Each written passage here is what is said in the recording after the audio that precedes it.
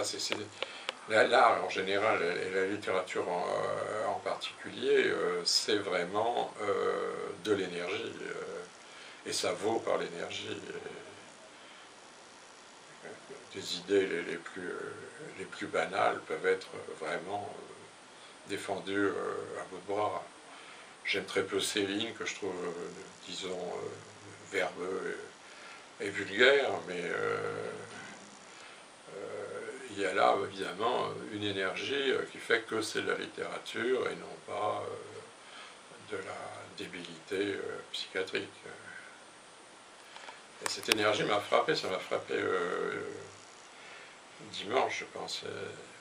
J'ai regardé la fin de la course Liège-Bastogne-Liège,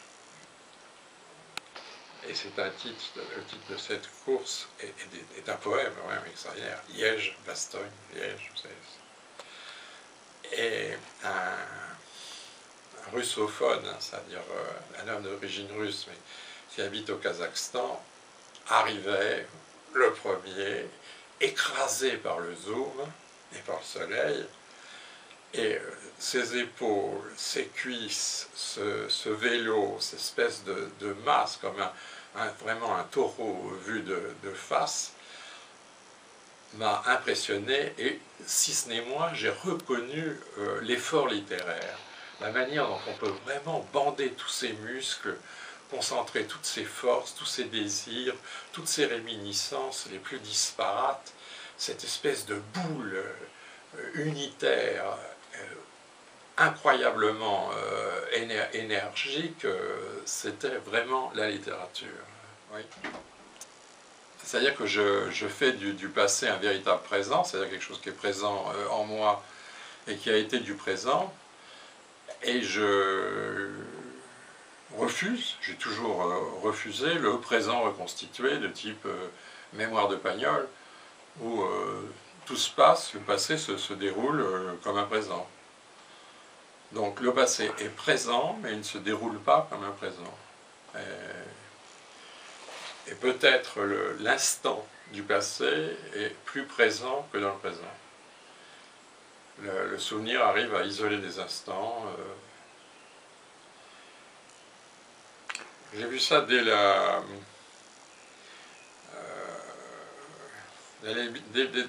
libération, des mauvais films, des mauvais récits, mais qui avaient du vrai, montraient des résistants qui avaient été torturés par des gens masqués ou dénoncés par des gens masqués, mais ils avaient pu voir un reflet sur le bout d'une chaussure ou quelque chose comme ça, et ils identifiaient cette chaussure en 1946, alors qu'ils l'avaient vue en 1943.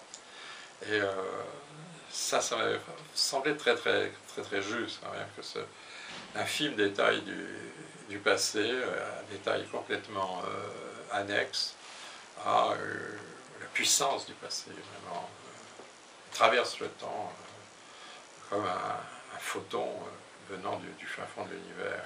La manière dont on passe du virtuel au nécessaire, à l'actuel, c'est vraiment toujours extraordinaire. Comme je l'ai écrit, j'avais aujourd'hui assisté à un spectacle extraordinaire, j'ai vu une femme traverser la rue. Et oui, cette traversée, cette inscription du présent, cette inscription du temps, à quelque chose de fracassant et de fulgurant. Alors ce qu'il faut, c'est le retenir, ça, c'est retenir cette émotion. Je n'ai pas pu retenir cette femme, en quelque sorte, je l'ai retenue par la main. En plus, c'était une femme neutre, hein, une femme de 45 ans, rien d'extraordinaire, ni obèse, ni vampe.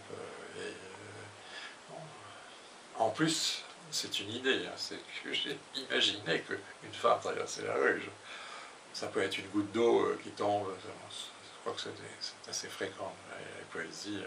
Une goutte d'eau qui tombe d'un toit, d'une plaque, éventuellement d'une solive, là, comme ça. J'ai écrit sur un pétale qui tombe sur un divan, le jour d'un enterrement. Et cette inscription du temps, par le temps lui-même, en quelque sorte, Ça me fascine. Permanence, moi je dis souvent que c'est drôle, genre, le mot permanent, j'en peux pas trop, j'emploie constamment le mot constance, avec la référence à la constante, qui est une notion, disons, de physique, exemple constante de Planck, qui me fascine. Alors je dis plutôt constance que permanence, et puis discontinuité, j'emploie surtout dans mes écrits, disons, intimes, à fond la caisse, en écrivant 10 DIS, entre parenthèses, continuité. C'est-à-dire la discontinuité et la continuité sont intimement mêlées, et ça m'intéresse, c'est ce qui m'intéresse dans le monde. Enfin, c'est tout au moins c'est ce que je retiens du monde. Et puis le graphe, quoi, le réseau, à savoir qu'il n'y a ni début, ni fin, ni milieu. Comme je l'ai dit, j'ai écrit, je crois même dans l'enregistrement, oui, je pense. Le monde est né au milieu. Le Big Bang, on le situerait plutôt au milieu de l'univers que sur un bord. Enfin, on le situe au milieu de l'univers. Et l'être là, l'immanence nous renseigne plus sur la totalité de l'être que des marges. Et en même temps, ces marges sont fascinantes. Dans Frasque, vous dites « Notre vie serait un roman sans début ni fin, un milieu romanesque où croisent et meurent les mêmes motifs. » Eh ben, c'est drôle, mais c'est drôle, mot vulgaire, mais c'est exactement ça que je voulais dire, mais j'avais complètement oublié que j'avais écrit ça. C'est exactement ça, ce que je viens de dire, c'est ça. Oui. Oui. Le motif aussi, quelque chose qui revient chez vous. Alors, le motif, oui, ça, le motif, c'est mon amour de la peinture, et en même temps mon amour de l'ambiguïté du langage, puisque le mot motif, il a vraiment des sens complètement différents. Hein. Entre peindre sur le motif et avoir tel ou tel motif pour aller assassiner George W. Bush ou Poutine, c'est autre chose. En fait, motif, il y a le mouvement. Hein. À l'origine de motif, on a le mouvement.